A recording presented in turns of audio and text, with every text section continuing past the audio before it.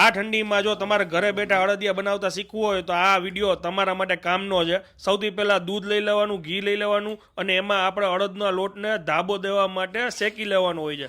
શેકાઈ જાય પછી એને ચારી લેવાનો હોય છે અને ચારાઈ જાય પછી આપણે ઓસળિયા બધાય છે એને ભેગા કરીને એને પાવડર કરી નાખવાનો હોય છે. પછી ઘી લઈ અને સૌથી પહેલાં આપણે એ જ ઘીની અંદર ગુંદને ફ્રાય કરી લઈ. ફ્રાય કર્યા પછી અડદનો લોટ આપણે એમાં શેકી લેવાનો છે. શેકાઈ જાય એટલે એમાં જ પછી આપણે બધું ડ્રાયફ્રૂટ નાખીને એને વ્યવસ્થિત શેકી લેશું, જેને સેલો ફ્રાય પણ કહી શકાય. ને આપણે એમાં ઉમેરી છે થાબડી, જેને દૂધમાંથી ઉકાળીને મીઠાઈ બનાવવામાં આવી છે, થાબડીને ઉમેરી દઈએ છે.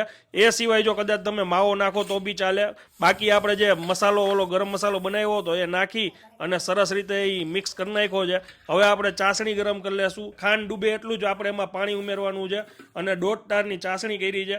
ચાસણી થઈ જાય પછી આપણે આપણો લોટ છે એ નાખી દેવાનો, એમાં કેસર ઉમેરી દેવાનું અને એ સરખી રીતે જામી જાય એ પછી આપણે જેમ જરૂરિયાત હોય એ પ્રમાણે ગુંદ નાખતું જવાનું અને અડદિયાને વાળતો જવાનો છે. તમારે જો ઘરે બેઠા આટલી મહેનત ના કરવી હોય તો ઉદયભાઈના નંબર આપી દીધા છે, તમે ઘરે બેઠા મંગાવી શકો છો. ડ્રાયફ્રૂટ અડદિયા 1 કિલોનો ભાવ છે 600 રૂપિયા. જો કેસરવાળા ડ્રાયફ્રૂટ અડદિયા જોતા હોય તો એનો ભાવ છે 900 રૂપિયા. સ્ક્રીન ઉપર નંબર આપી દીધો છે, સેવ કરી લેજો.